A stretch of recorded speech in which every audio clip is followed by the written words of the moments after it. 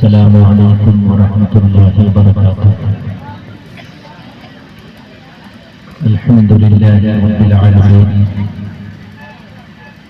والصلاة والسلام على أشرف الأنبياء والمرسلين وعلى آله وأصحابه أجمعين، أما بعد فأعوذ بالله من الشيطان الرجيم، بسم الله الرحمن الرحيم، إنه كان توابا، آمنت بالله صدق الله العظيم۔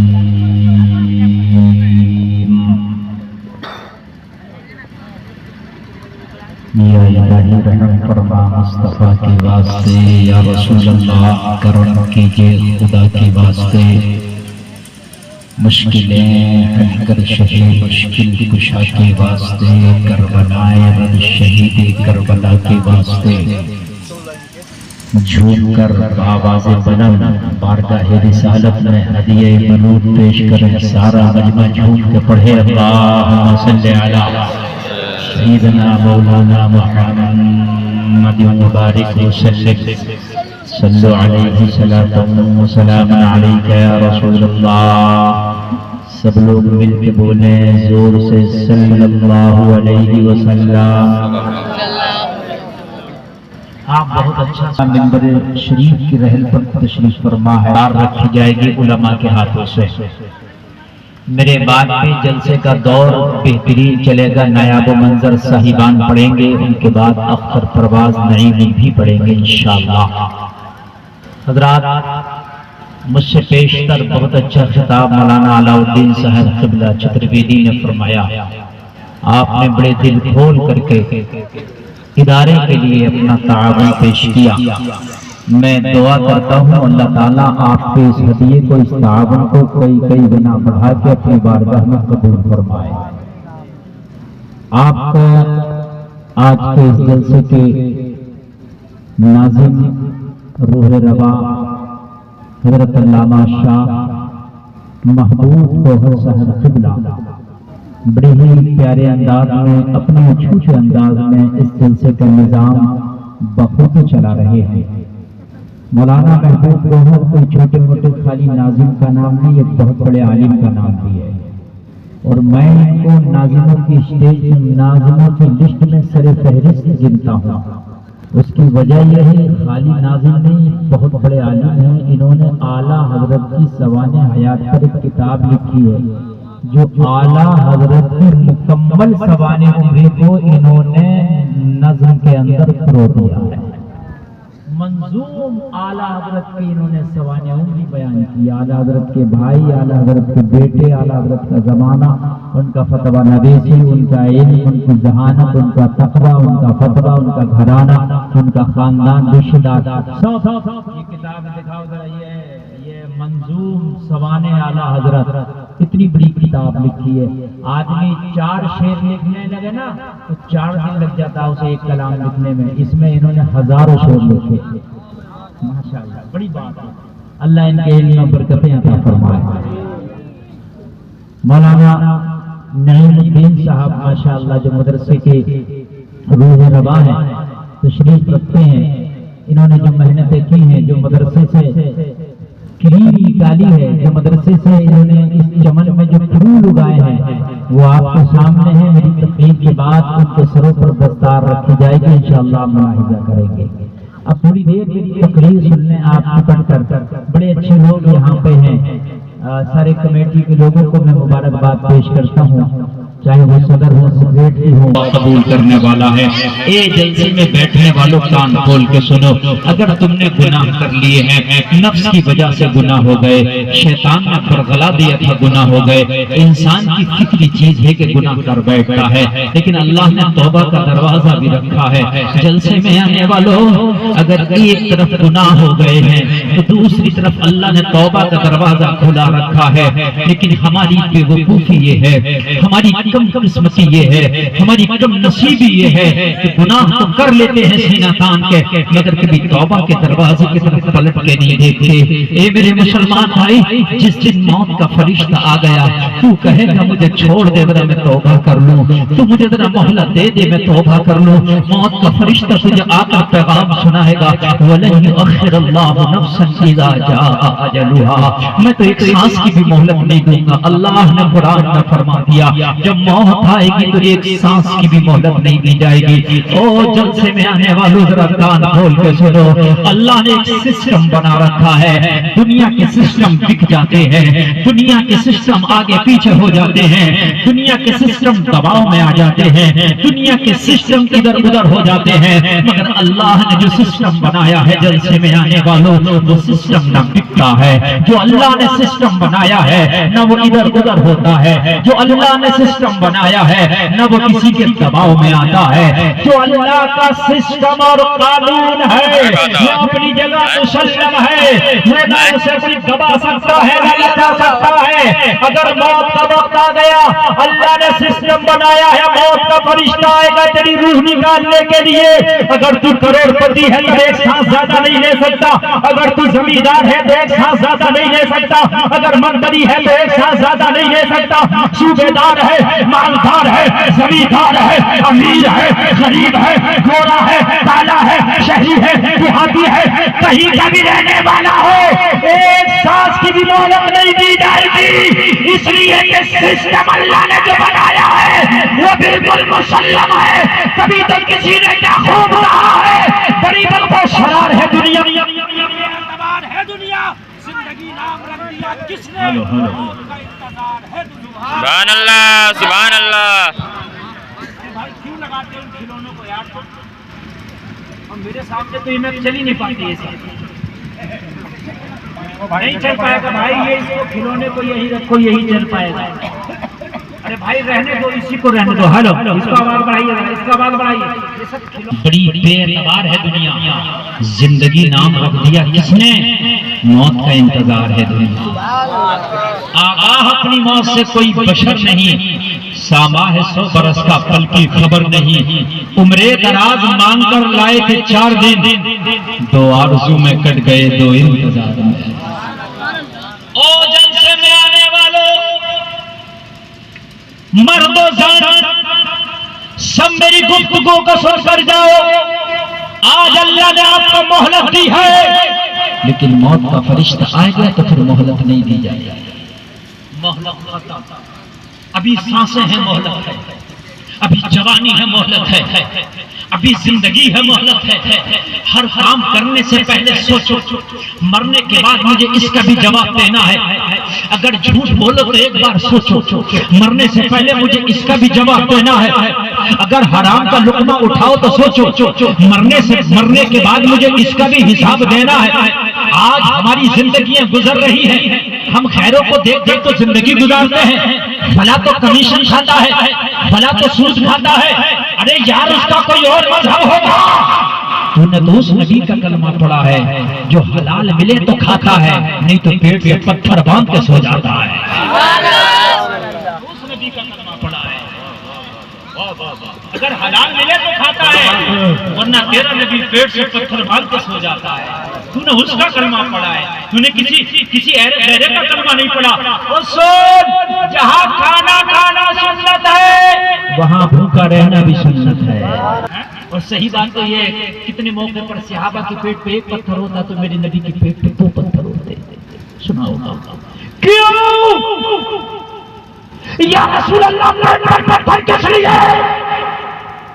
مجمع میں سے ہر بچہ ہر جوان بولا یہ جواب دے گا مولانا اس وجہ سے کہ نبی کے پیٹ میں کھانا نہیں ہوتا تھا، فاقے سے ہوتے تھے، پیٹ کمر سے لگا ہوتا تھا، اس لیے مصطفیٰ پیٹ سے پتھر باندھا کرتے تھے۔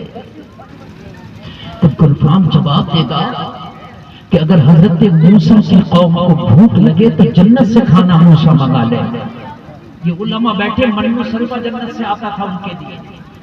ارے موسیٰ کی امت کو، موسیٰ کی قوم کو بھوک لگے، کھانا جنت سے آ جائے، امام الانبیاء چاہتے تو کیا جنت سے کھانا؟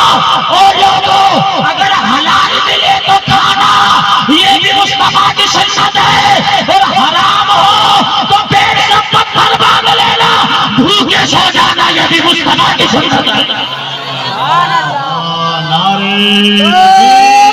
تکبیر، نعرہ تکبیر، نعرہ رسالت، نعرہ رسالت، جشن عید میلاد النبی، جشن عید میلاد النبی، مسلک اعلی حضرت، مسلک اعلی حضرت، نعرہ تکبیر، نعرہ رسالت۔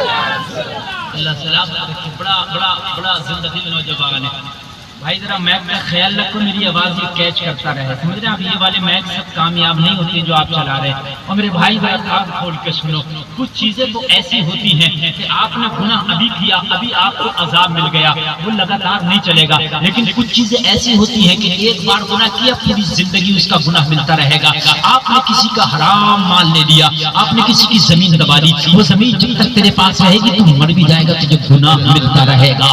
اگر تو نے کسی کا حق مار دیا ہے، تو مر کے چلا گیا مگر وہ حق ختم نہیں ہوگا، تو قبر میں جائے گا، تیرے اوپر تیری گردن پہ وہ حق رہے گا، تو مرنے کے بعد میدان محشر میں اٹھایا جائے گا، تیری گردن پہ وہ حق رہے گا۔ اور میرے بھائی کان کھول کے سنو، اپنی اپنی روزی کا محاسبہ کرو، اپنی اپنی زندگیوں کا محاسبہ کرو۔ آج جلسے خالی نعرے لگانے کے لیے نہیں ہے، خالی جلسے جو ہے آپ کو خالی جنت کی باتیں میں بتا کر کے چلا جاؤں اس لیے نہیں ہے، آج یہ بتا کر جانا چاہتا ہو، اگر حرام کا لقمہ کھاؤ گے، کان کھول کے سنو جلسے میں آنے والوں، آپ رشوت لیتے ہو، آپ دلالی لیتے ہو، آپ جھوٹ بول کے کماتے ہو، حرام طریقے سے کماتے ہو، اپنی اولادوں کے لیے کماؤ گے، وہ تو اپنی اولادوں کے لیے اکٹھا تو کر لے گا، مگر وہ حرام کی روزی تیری اولاد کو اتنا بے وفا کر دے گی، جب تو بوڑھا ہو جائے گا تو تیری اولاد تو جب بڑھاپے میں دھکا مارے گی۔ اور اگر حلال کے لقمے تو نے اپنی اولاد کو کھلائے ہوئے تو خدا کی قسم سے جب بوڑھا ہو جائے گا، تیری اولاد جوان ہو جائے گی تو تیری اولاد تجھے گلے سے لگائے گی۔ حرام اپنی زندگی میں نہ آنے دو۔ اسلام کا سب سے پہلا پارٹ ہے حلال، اسلام کا سب سے پہلا سبق ہے حلال۔ اگر حرام کما کے کسی کا مار کے، جھوٹ بول کے کمایا، کسی کو دبا کے کمایا، کسی کو ستا کے کمایا، کسی کا بے ایمانی کیا، حرام کا کما کے اکٹھا کر کے عمرہ کر لے، تیرا عمرہ قبول نہیں ہوگا، حج کر لے، تیرا حج قبول نہیں ہوگا، 11ویں بنا لے، تیری 11ویں قبول نہیں ہوگی، تیری 12ویں قبول نہیں ہوگی، تو خواجہ کی چوکھٹ پہ چلا جا، حاضری قبول نہیں ہوگی۔ اگر چاہتا ہے کہ اللہ تیری عبادت قبول کرے تو لقمہ حلال کا کھانا، مسجد میں جا کے نماز پڑھنا، پھر تیرا نماز میں بھی دل لگے گا، قرآن میں بھی دل لگے گا۔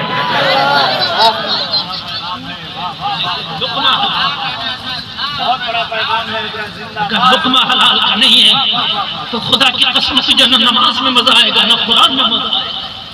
اور دیکھا جاتا ہے کہ مسجد میں نماز پڑھی جا رہی ہے، ادھر امام نے سلام پھیرا، بس جلدی سے ایسے مسجد سے باہر نکلتا ہے مسلمان جیسے کسی قید سے نکل رہا ہو، جیسے جیل سے رہائی ملی ہو۔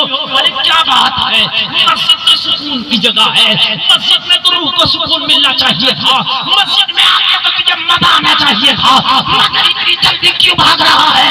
تو کہنے لگا مولانا جی نہیں لگتا، یہاں محنت میں کوئی کرتا، اگر مسجد میں جی نہ لگے، مسجد میں منت نہ کرے، اگر نمازوں میں مزہ نہ آئے، نمازوں میں کوئی حاضر نہ ہو، تو بھلا دے اپنی روزی کا جائزہ لینا، کہیں تیری روزی حرام تو نہیں ہے؟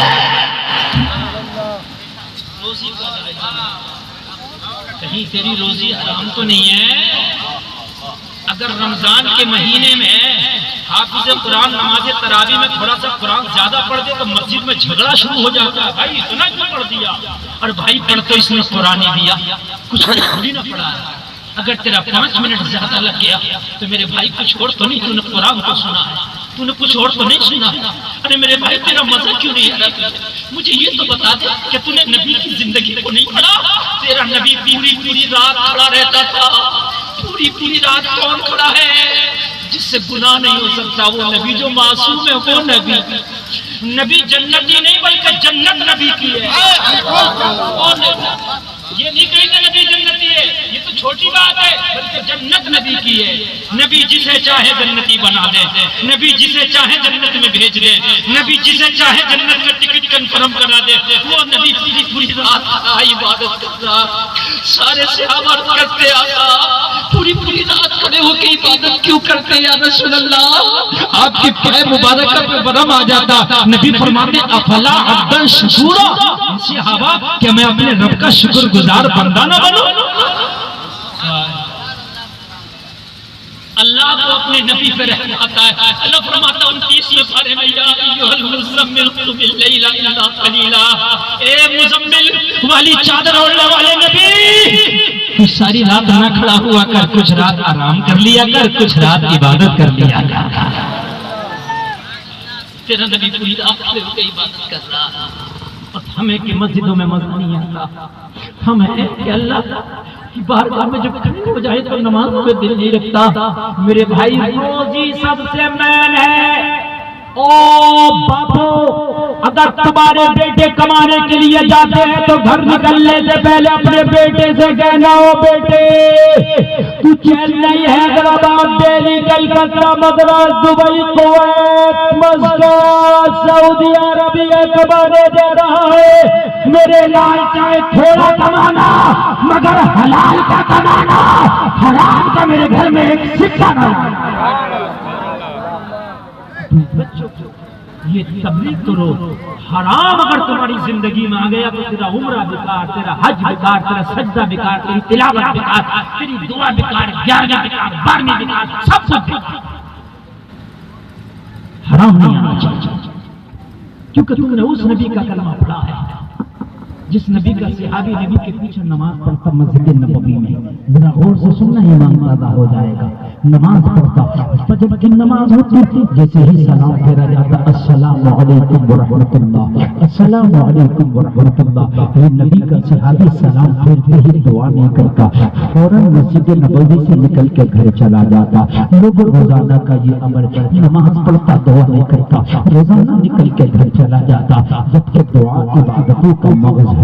میرے نبی نے دیکھا یہ روزانہ چلا جاتا ہے، دعا نہیں کرتا. میرے نبی کو اچھا نہ لگا، میرے نبی نے ایک طلب کر لیا، اپنے بارگاہ میں بلا کے فرمایا، او میرے صحابی ذرا ایک بات تو بتا، روزانہ فجر کی نماز مسجد نبوی میں میرے پیچھے پڑھتے ہو، لیکن جیسے ہی سلام پھیرا جاتا ہے فوراً گھر نکل جاتے ہو، تم دعا کیوں نہیں کرتے؟ اتنا سنا تو رونے لگا. میرے نبی نے فرمایا روتا کیوں ہے؟ آقا کسی کی تمنا نہیں ہوگی کہ آپ دعا کریں وہ بیٹھ کے آمین بولے.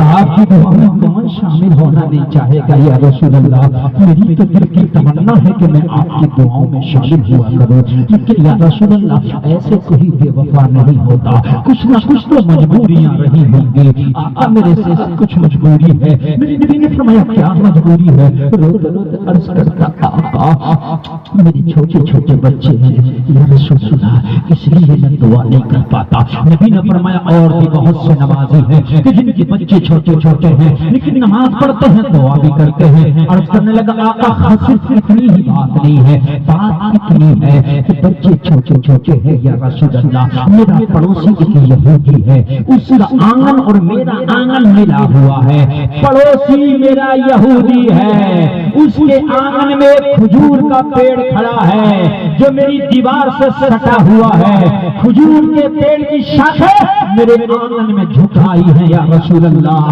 رات جب ہوتی ہے زمانہ سو جاتا ہے، پورا مدینہ سو جاتا ہے یا رسول اللہ، تو میرا پڑوسی جو یہودی ہے اس کا جو پیڑ ہے کھجور کا، اس کا پکا پکا کھجور ٹپک ٹپک کے میرے آنگن میں گر جاتا ہے یا رسول اللہ.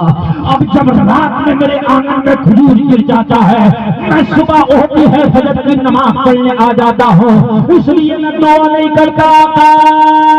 اگر میں دعا کرتا رہ گیا، میرے چھوٹے چھوٹے بچے ہیں، کہیں ایسا نہ ہو میں تو یہاں دعا کرتا رہ جاؤں، میرا بچہ کوئی اٹھ جائے اور اٹھنے کے بعد جب آنگن میں آئے پکا پکا کھجور پڑا دیکھے تو میرا بچہ کھجور اٹھا کے منہ میں نہ دے لے. آقا وہ مال پڑوسی کا ہے، اس لیے اللہ کے بارگاہ میں جا کے جواب مجھے دینا ہے. میں دعا نہیں کرتا جلدی سے جاتا ہوں، سارا آنگن کا گرا گرا کھجور اٹھا کے دامن میں جمع کرتا ہوں اور اپنے پڑوسی کے حوالے کر دیتا ہوں۔ اس لیے آقا میں نہیں دعا کرتا۔ اب بتائیے یا رسول اللہ میں بچوں کو حرام سے بچاؤں یا دعا کروں؟ میرے نبی نے فرمایا او میرے صحابی تو نے کیا ہی اچھا عمل کیا، اگر تیرے بچے گھر میں حرام کھاتے اور تو مسجد نبوی میں دعا کرتا تو تیری دعا قبول کہاں سے ہوتی؟ آج تو نے اپنے بچوں کو حرام سے بچایا ہے، دعا تو گھر میں بیٹھ کے بھی کرے گا تو اللہ قبول کر لے گا۔ دعا قبول نہ ہو تو دیکھو کہیں حرام تو نہیں کھا رہے ہیں۔ اگر حرام کھا رہے ہیں تو پھر دعائیں قبول نہیں ہوئی۔ حرام کھا رہے ہیں تو نمازوں میں مزہ نہیں آتا، حرام کھا رہے ہیں تو پھر قرآن میں مزہ نہیں آتا، اور اگر حرام کھا رہے ہیں تو کان کھول کے سن لیں ایمان اتنا کمزور ہو جاتا ہے، برے کاموں میں مزہ آتا، اچھے کاموں میں مزہ نہیں۔ کچھ لوگ ایسے بولتا ایمان کا جائزہ لے، یہ علماء بیٹھے ہیں، ایمان کا تقاضا یہ ہے اگر شریعت کے خلاف کام ہو تو تجھے غصہ آ جائے، یہ ایمان کا تقاضا ہے۔ شریعت کے خلاف اگر کوئی کام ہے تو یہ نہ سوچ کہ مسجد کا امام تقریر کرے گا شراب کے خلاف، مسجد کا امام تقریر کرے گا ڈیجا کے خلاف، نہیں! اگر تیری بستی میں کوئی ڈیجا بجا رہا ہے تو تیرا ایمان اگر مضبوط ہو تو اس کی شادی میں شامل نہ ہو۔ امام تقریر کرے گا مسجد میں، تیری بھی تو کوئی ذمہ داری ہے۔ امام مسجد میں تقریر کرے گا ڈیجا نہ بجاؤ، اور تو ڈیجا بجانے والے کی بارات میں جائے، تو ڈیجا بجانے والے کے ہاں شادی میں کھانا کھائے، تو پھر تیرا ایمان کہاں چلا گیا؟ تیرا ایمان کدھر ہے؟ تو اعلان کر دو ڈیجا بجانے والے تیرے ہاں کھانا نہیں کھاؤں گا، اور ڈیجا بجانے والے تیرے ہاں شادی میں نہیں جاؤں گا، اور ڈیجا بجانے والے میرا تجھ سے تعلق نہیں، اور شراب پینے والے تیرے گھر کا کھانا نہیں کھاؤں گا، اور سوس کھانے والے تیرے گھر کی دعوت نہیں کھاؤں گا۔ یا تیرا بھی تو ایمان ہونا چاہیے۔ خالی ان مولویوں کی ذمہ داری نہیں ہے برائی کو روکیں گے، ذمہ داری تیری بھی ہے کہ برائی کو روکا جائے۔ آپ لوگ قسم کھا لیں کہ ہم نے برائی کو روکنا ہے، دیکھیے خالی مولوی تقریر کر سکتا ہے بیچارہ، لیکن عمل تمہیں کرنا ہے، عمل تمہیں کرنا ہے۔ ایک نمبر کا ایمان وہ ہے جو حرام کام ہو رہا روک دیا جائے بازو سے، نہیں، یہ ایک نمبر کا ایمان، یہ فاروق اعظم والا ایمان، عمر بن خطاب والا ایمان، ایک نمبر ایمان، میں دیکھوں کون کرے گا۔ اور اگر بازو کی طاقت سے روکنے کی طاقت نہیں ہے تو دوسری کنڈیشن یہ ہے زبان سے اس کی مخالفت کر بھائی غلط ہے، یہ غلط ہے، برا مانو بھلا مانو لیکن غلط ہے۔ اور تیسری کنڈیشن یہ ہے کہ اگر زبان سے بھی مخالفت نہیں کر سکتا تو دل میں اسے برا جا۔ اگر مولانا نے مسجد میں شراب کے خلاف تقریر کر دی تو شرابی مخالف ہو گیا، تو مسجد کے متولی بھی کہہ رہے ہیں حضرت تم نے ہماری مسجد میں خلفشار پیدا کر دیا، تمہیں کیا ضرورت تھی شراب کے خلاف بولنے کی؟ اب مسجد کے سیکریٹری صاحب بھی کہہ رہے ہیں تمہیں کیا ضرورت تھی شراب کے خلاف بولنے کی؟ ایک آدمی چھوٹ گیا، وہ کہہ رہا ہے کہ میں چندہ نہیں دوں گا، ارے تو شرابی کا چندہ چاہیے کہ نہیں؟ ایک جگہ میں نے قوالی کے خلاف تقریر کر دی، کمیٹی بھی روک آ گئی، لیکن حضرت تم نے تو کام بگاڑ دیا، لوگ چندہ نہیں دیں گے، میں نے کہا حرام ہے، تو ہے تم پر کہ قوالی کے نام پر چندہ اکٹھا کرتے ہو۔ اگر چندہ اکٹھا کرنا ہے تو ایسے اکٹھا کرو تاکہ چندہ دینے والے بھی جنت میں چلے جائیں، چندہ لینے والے بھی جنت میں چلے جائیں۔ چندے تو ڈانس پارٹی کے نام پر بھی ہوتے ہیں، چندے تو حرام کاموں کے نام پر بھی ہوتے ہیں، لیکن جنہوں نے ابھی یہ مدرسے کے نام پر چندہ دیا یہ جنت میں جانے کا کام کیا، نیک کام کیا، اور حرام کام کے لیے چندہ نہ دو، راضی ہو یا ناراض ہو، اور جو حرام کی کمائی ہے اس سے چندہ چاہیے بھی۔ مسجدوں میں حرام کی کمائی لگے گی؟ ہرگز ہرگز نہیں لگے گی۔ ایمان اگر ایک نمبر کا ہے تو حرام کام ہو تو غصہ آنا چاہیے۔ زور سے بولو سبحان اللہ۔ میں تو نہیں بول رہا، تمہارا تو بول رہا، اور زور سے بولو سبحان اللہ۔ بایزید بستامی کی بارگاہ میں ایک مرید آیا، کہنے لگا حضور آپ آپ کی بستی میں ایک خاتون آئی، ایک فاحشہ عورت آئی، اس نے ڈیرا ڈالا ہے۔ وہ آنے کے بعد میں حضور لوگوں کی ایمان پہ ڈاکہ ڈال رہی ہے۔ حضور جب شام ہوتی ہے تو نوجوان لڑکے شراب پی پی کے اس کے گھر پہ جاتے ہیں۔ حضور جانے کے بعد میں اپنے ایمان کا سودا کرتے ہیں، اس کے جسم کو خریدتے ہیں، وہ اپنا جسم بیچتی ہے، فاحشہ ہے۔ اور لوگ ذرا غور کرو غور کرو، بایزید بستامی نے فرمایا او میرے مرید، پتہ تو لگا کے آ اس کا گھر کہاں ہے، پتہ تو لگا کے آ اس کا گھر کہاں ہے، پتہ تو لگا کے آ اس کا گھر کس جگہ ہے۔ مرید نے پتہ لگایا، گھر بتا دیا، بایزید بستامی نے مسلح اٹھایا، اس فاحشہ کے دروازے پہ جا کے بچھا دیا، فاحشہ کے دروازے پہ بچھا دیا۔ اللہ والا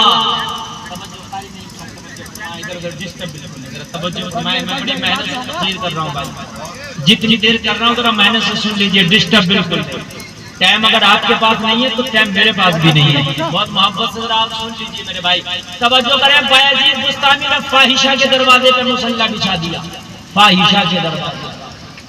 بایزید بستامی اللہ کا ولی، وہ فاحشہ جو اپنا جسم بیچتی تھی اس کے دروازے پہ مسلح بچھایا۔ ایمان اگر ایک نمبر ہے تو حرام کام کو آپ روکیں گے، یہ ایمان کا تقاضا ہے، اور اگر آپ کو برا نہیں لگتا تو اپنے سینے میں جھانک کے دیکھو ایمان ہے یا غائب ہو گیا۔ تقریر جتنی بھی کروں گا انشاءاللہ جب تک جیو گے یاد رکھو گے، سنیے گا۔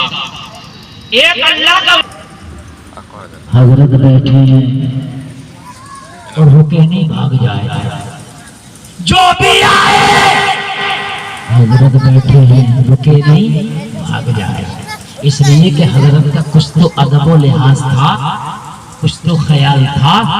شام ہو گئی، ایک بھی فاحشہ کے دروازے پہ نہیں رکا، جو آتا حضرت کو دیکھ کے بھاگ جاتا، جو بھی آتا دیکھ کے بھاگ جاتا۔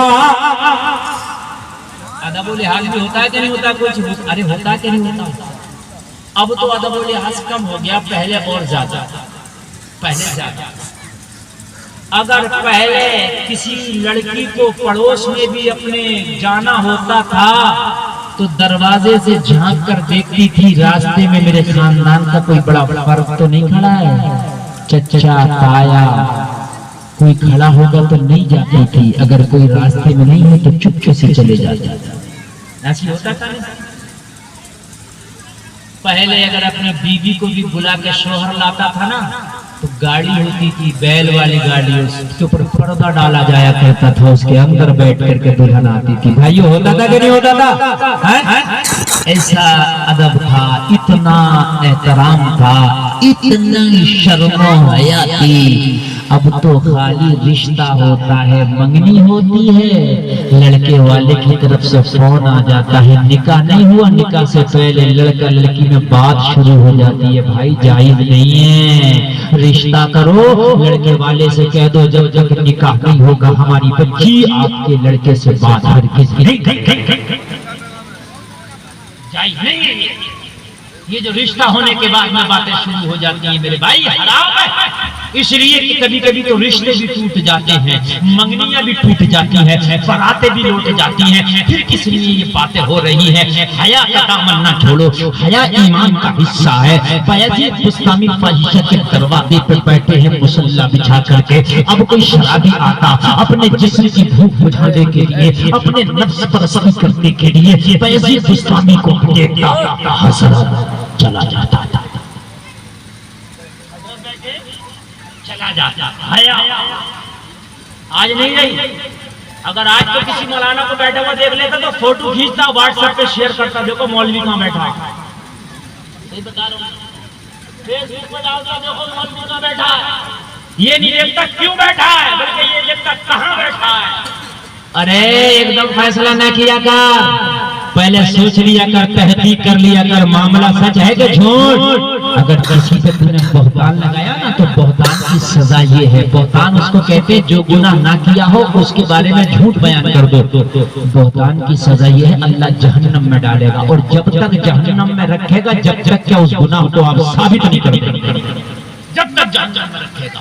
بہتان بہت خطرناک گناہ ہے۔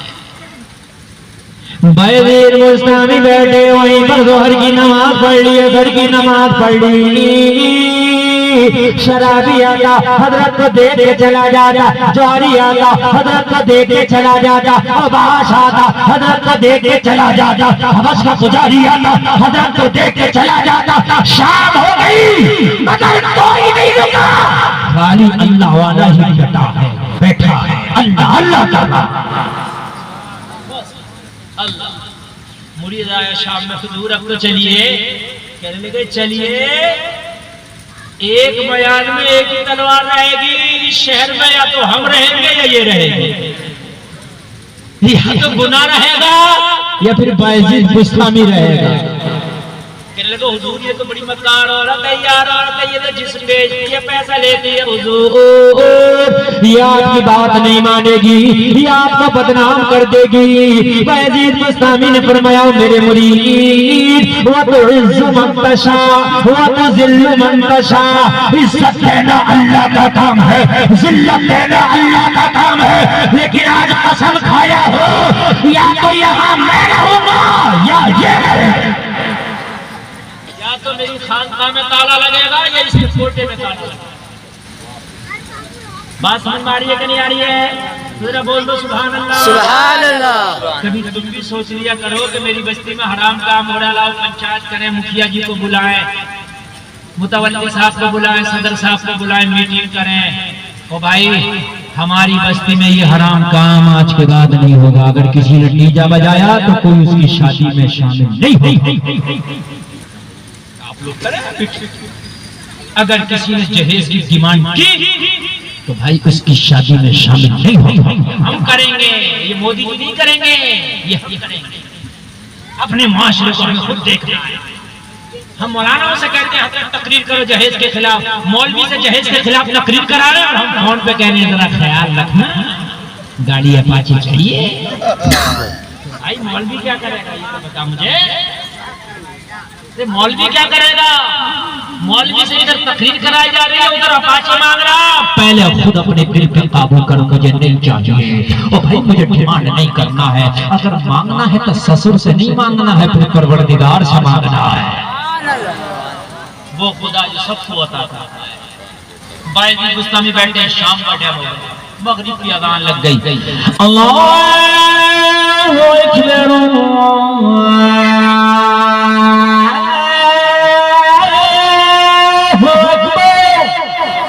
سبحان اللہ سبحان اللہ۔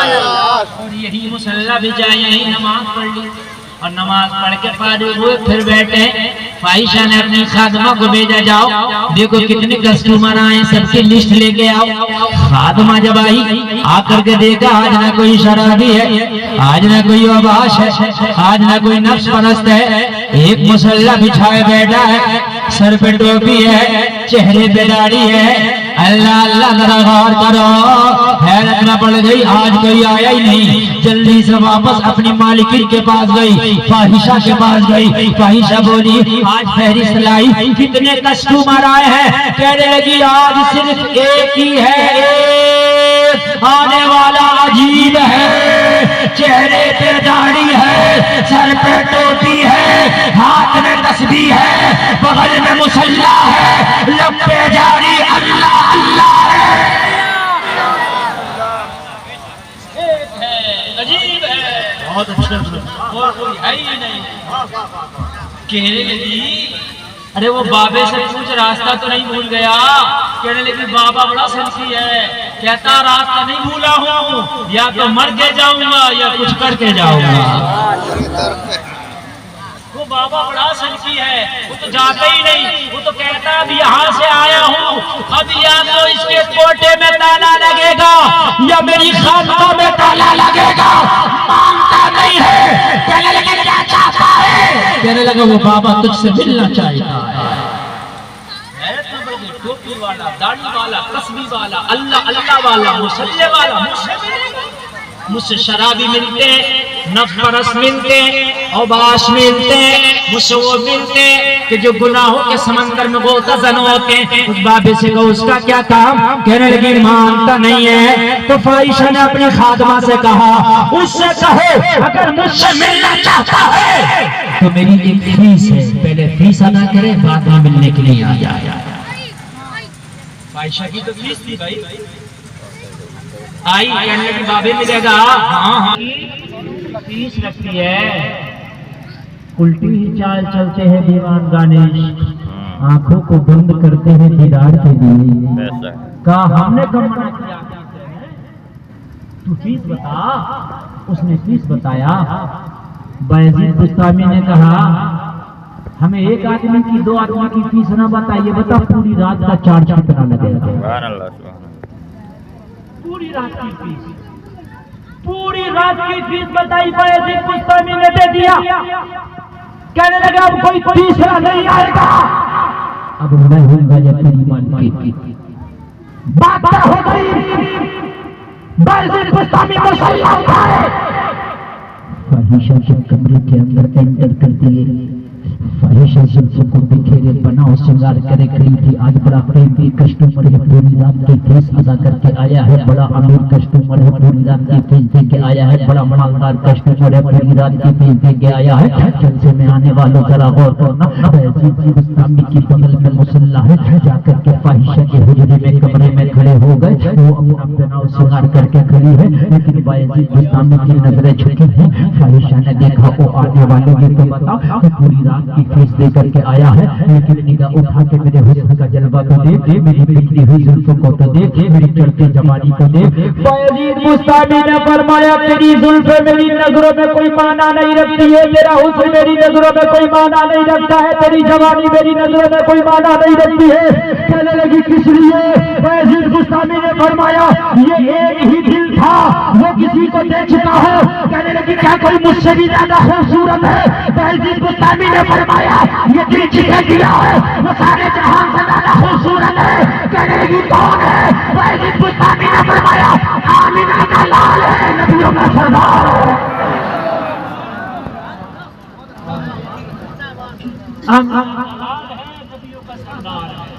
یہ دل اسے دے چکا ہے جس کے بارے میں بریلی کے رضا کہتے ہیں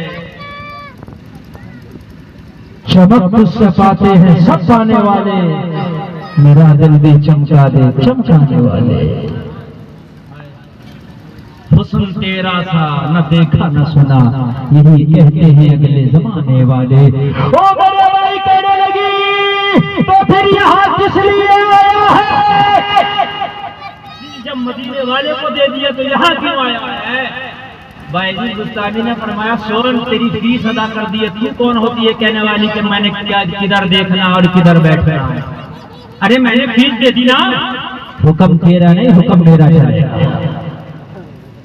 نہیں بولے گی کہ میں نے کہاں بیٹھنا اور کہاں دیکھنا ہے، میں بولوں گا تجھے کہاں بیٹھنا اور کہاں دیکھنا۔ اس لیے کہ میں نے فیس دے دی، اس لیے کہ میں نے تیری قیمت دے دی ہے، اب تیرا حکم مجھ پر نہیں چلے گا، میرا حکم تجھ پر چلے گا۔ کہنے لگی بات تو صحیح ہے، کانٹریکٹ تو یہی ہوتا ہے، اگر جو قیمت دے دیتا ہے تو مرضی اس کی ہوتی ہے۔ تو کہنے لگے مرضی میری ہے۔ ہاں حضور مرضی آپ کی چلے گی، اب بتائیے میں نے کیا کرنا ہے؟ بایزید بستامی نے فرمایا سب سے پہلے ایک کام کرو، غسل خانہ میں جاؤ غسل کر کے آؤ، غسل خانہ میں جاؤ وضو کر کے آؤ۔ کہنے لگی پہلا کسٹمر آیا ہے جو وضو کرا رہا ہے اور غسل کرا رہا ہے۔ کہنے لگی تم کیا جانو؟ اللہ اللہ ذرا غور کرو، گئی جا کر کے غسل کر لیا، وضو کر لیا، اپنے آپ کو پاک کر لیا، سراپا جسم پاک ہو گیا، پاک ہو کر کے آنکھیں کھڑی ہوئی۔ کہنے لگے حضور اب کیا کرنا ہے؟ بایزید بستامی نے فرمایا اپنی چادر کو اپنے سر پر رکھ لو، اچھے سے چادر کو اوڑھ لو۔ اللہ اللہ ذرا غور کرو، فاحشہ نے آج اپنی چادر اپنے سر پر رکھی ہے۔ اللہ والوں کی شان نرالی ہوتی ہے، اللہ والے نے آج فاحشہ کے سر پہ چادر رکھواتی ہے۔ کوئی پیسہ خرچ کرتا ہے لوگوں، کوئی پیسہ خرچ کرتا ہے شریعت کی دھجیاں اڑاتا ہے، کوئی پیسہ خرچ کرتا ہے شریعت کی عمل کراتا ہے۔ یہ تو اپنا اپنا نصیب ہے، لوگوں ذرا غور کرو، یہ تو اپنی اپنی خواہش ہے۔ بایزید بستامی نے سر پہ چادر رکھوا دیا، کہنے لگی اب حضور مجھے کیا کرنا ہے؟ بایزید بستامی نے مصلی بچھا دیا، مصلی بچھا کے فرمایا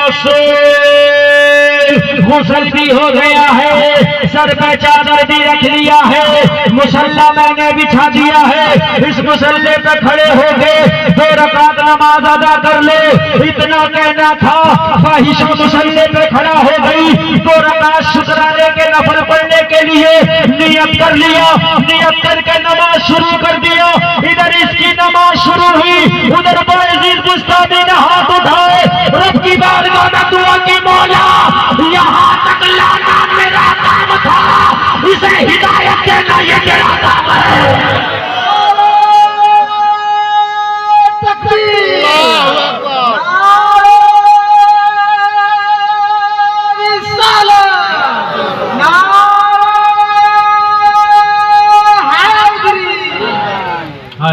ہر ٹھوکرے کھا کے گرنا میرا کام ہے، ہر قدم پہ اٹھانا تیرا کام ہے۔ مولا یہاں تک لانا میرا کام تھا، اسے ہدایت دینا تیرا کام ہے۔ دعا کر رہے ہیں، اللہ والے کی دعا قبول ہوتی ہے۔ دعا قبول ہوئی، اللہ نے اس کے دل پہ ایسا اثر ڈالا، ایسا اثر ڈالا، رب کی رحمت جھما جھم ایسے برسی، ایسے برسی۔ اللہ والے کی بارگاہ میں اگر کھڑے ہو کے تو دعا کر تو اللہ تیری دعا قبول کر لیتا ہے، یہ تو اللہ والا خود دعا کر رہا ہے، پھر کیسے قبول نہ ہو؟ دعا قبول ہوئی، جھما جھم رحمت ایسے برسی، ایسے برسی، ایسے برسی کہ جب کھڑی ہوئی تو فاحشہ کی سلام پھیرا تو اللہ نے اسے ولیہ بنا دیا تھا۔ اب تو اس کی دل کی دنیا بدل گئی تھی، اب تو اس کی حالت و کنڈیشن بدل گئی تھی۔ سلام پھیرنے کے بعد آنکھ میں آنسو ہے، نگاہ جھکی ہے، ہچکی بنی ہے۔ فیض بستانی نے فرمایا بیٹی کیا ہوا؟ کہنے لگے حضور اپنے گناہ مجھے رہ رہ کے یاد آتے ہیں، میں نے چند سکوں کے خاطر اپنے جسم کے سودے کر ڈالے۔ فیض بستانی نے فرمایا بیٹی اگر دعا سچے دل سے کی ہو تو سمندر کے جھاگ کے برابر بھی گناہ ہو تو میرا مولا معاف فرما دیتا ہے۔ اگر تم نے سچے دل سے دعا کر کے بیٹھی ہے تو اللہ تیری گناہوں پر رحمت کا قلم پھیر دے گا۔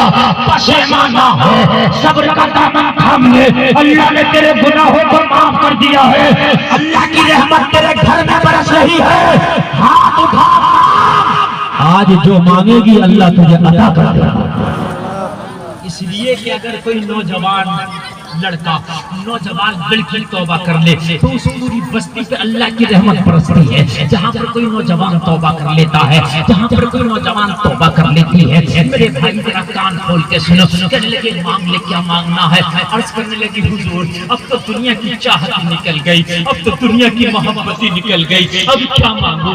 میں نے تو سکوں کے خاطر جسم کے سودے کر دیے تھے، مگر اب سکوں کی کوئی اوقات نہیں رہ گئی۔ میں نے تو سونا چاندی کی حوث میں اپنے جسم کو میں نے اپنے جو ہے داؤ پر لگا دیا تھا، اب تک اس کی بھی حوث نہیں رہ گئی۔ اب تو اس دل کی دنیا میں اگر کوئی بسے ہیں تو مدینے والے مصطفیٰ بسے ہیں، اب تو اس دل میں کوئی ہے تو آمینہ کا لال ہے۔ کہنے لگے جو چاہے مانگ بیٹی، اگر سچے دل سے توبہ ہو جائے تو اس کے بعد جو دعا کی جاتی ہے وہ بہت جلدی قبول ہوتی ہے۔ کہنے لگے جو مانگنا ہے مانگ لے۔ لوگوں پھر سجدے میں گر گئی، سجدے میں گر کے مانگنے لگی۔ مانگا تو کیا مانگا، اب دنیا تو دل سے نکل گئی تھی، اب دنیا نہیں مانگا۔ پھر تم کہو گے گلفام کیا مانگا، تو بیدم شاباشی اس کے مانگنے کو بیان کرتے ہیں۔ سجدے میں روتی جا رہی ہے اور مانگتی جا رہی ہے، اتنا تو کرم کرنا او جشن کریمانہ، جب جان لبوں پر ہو تم سامنے آ جانا۔ دنیا میں مجھے تم نے جب اپنا بنایا ہے، محشر میں بھی کہہ دینا یہ ہے میرا دیوانہ۔